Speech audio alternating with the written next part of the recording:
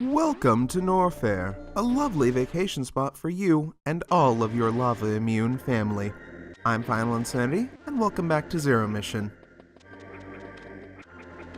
As I've said before, we could have come down to Norfair much sooner than we did, but without the speed booster from Kraid's lair, there's a fair number of items in this place that are quite simply locked off from us, and even more in places connecting to Norfair, so even going through here to just try and find somewhere else to go wouldn't have been in our best interests. Now, that's not to say there aren't items that I still can't get, but those items in particular I wouldn't be able to get no matter what order I tried to do things in, so they're not really relevant for a very long time. Pretty much every other item, though, I'll be able to get on my first pass through here, or on my way out of here whenever that may be, so we'll be cleaning out this place fairly thoroughly, but like Kraid's lair, there's just going to be one or two things that are simply not accessible to us right now. It's a bit of a shame, but 'tis a necessary evil of the genre. I mean, hey, they gotta make you backtrack somehow, right? But Norfair is not the only new place we're going to be exploring. We're going to be going somewhere that, for you Super Metroid players out there, might seem a little bit familiar. Yeah, you remember Criteria, right? You know, the place where Super Metroid began?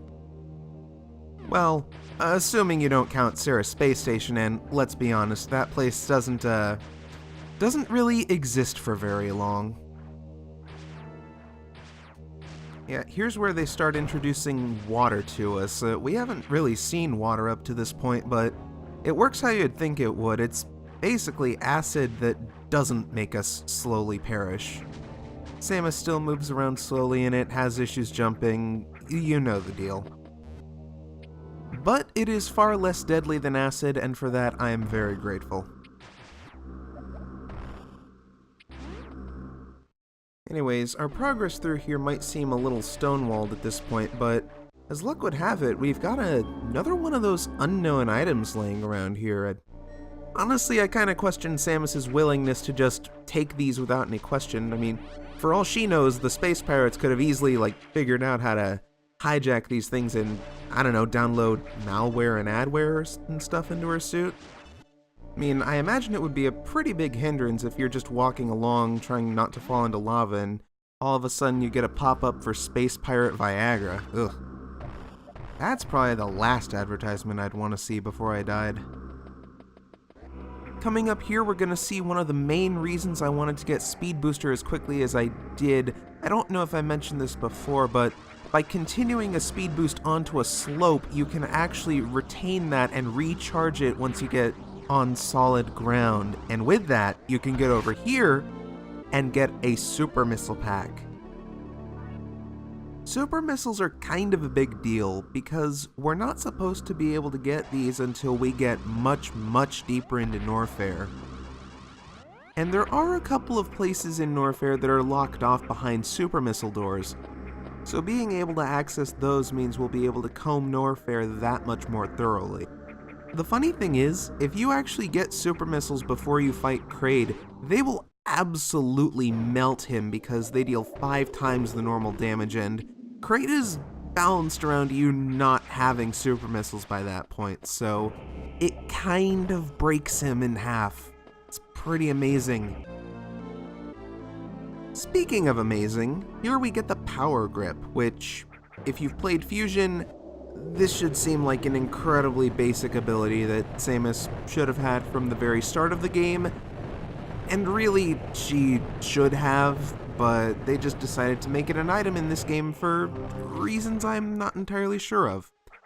I mean, I get that she can't climb ledges in the original Metroid, but I mean, come on, take a few liberties here. She couldn't wall jump there either. But whatever, it's a minor complaint, and if you don't skip ahead and just do Kraid right away like I did, you get it pretty early in the game anyways, so it's not the biggest deal in the world.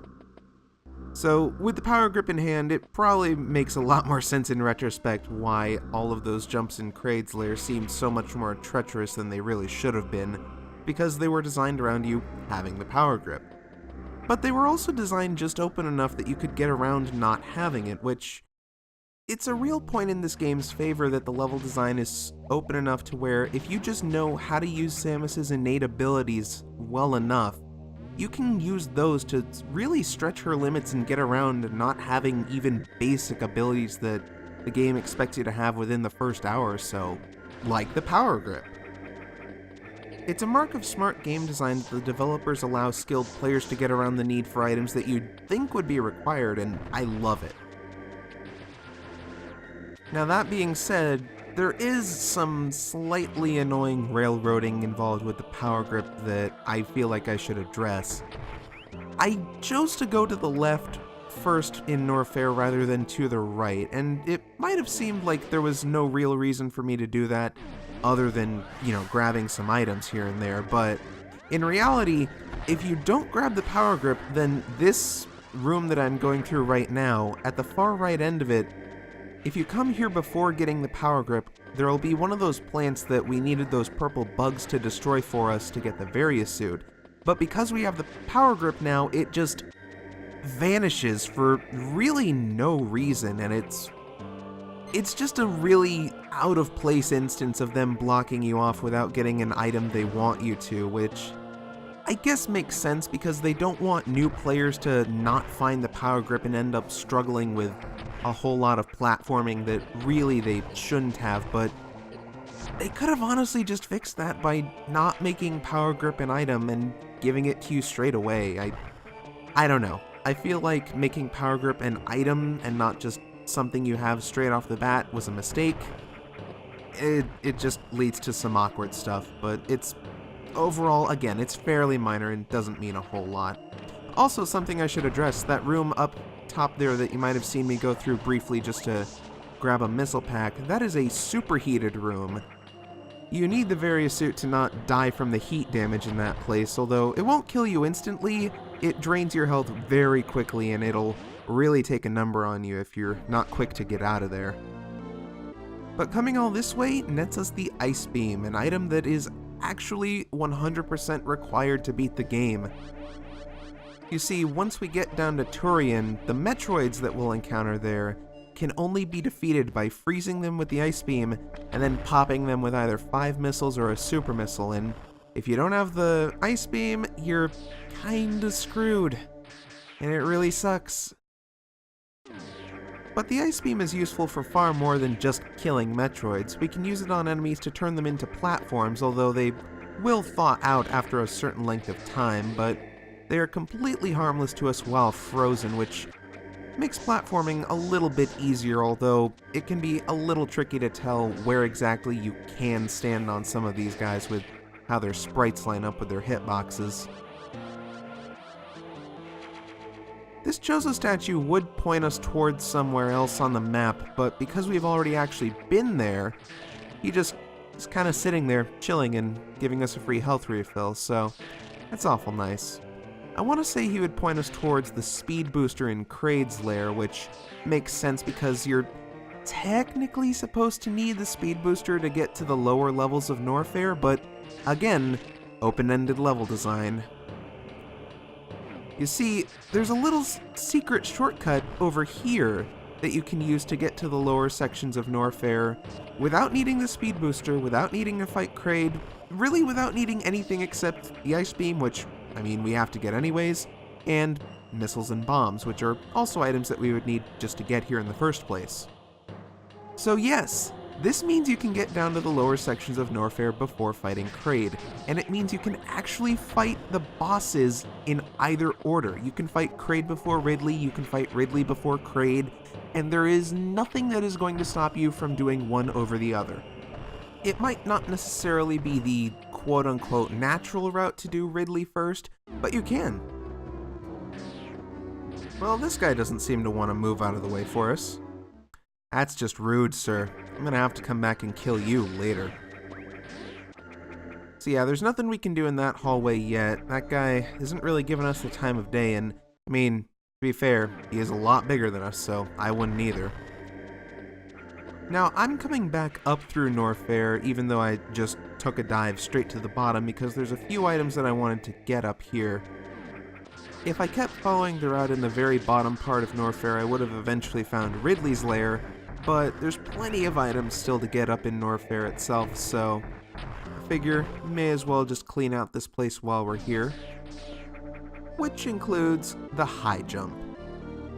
And high jump is a pretty substantial upgrade in this game, not just for the jumping height itself, but because it allows us to also jump while we're in Morphball mode, which opens up a couple of interesting possibilities. Namely, it lets us speed boost in ball mode. If you build up your Shine Spark and then crouch into a ball and press jump, you can Shine Spark in ball form, which is really significant for a lot of secrets. There's a number of instances where you're required to use the smaller hitbox of Morph Ball, but still have the speed booster, and this is how we get that. And speaking of speed booster, there's a little section up here where we need to clear out some of the debris and get ourselves a move on, but there's a lot of annoying enemies and even some bomb blocks scattered throughout that prevent us from actually using this place right away. We have to actually put in some effort to clearing a space for us to do all this, and I am very stubborn in trying to get this done with as little effort as possible, and it just leads to needing to do more, but, well, eventually we jump through. That is something I don't think I mentioned, is that even if you don't Shine Spark, you still retain your speed boost properties if you jump while you're speed boosting, so that is something important to note. But we're gonna call it here because there's still quite a bit left to do in Norfair, and we've already done a fair amount, so next time I see you guys, we're gonna clean out the rest of this place as much as we can, and maybe even head off someplace new. See you then.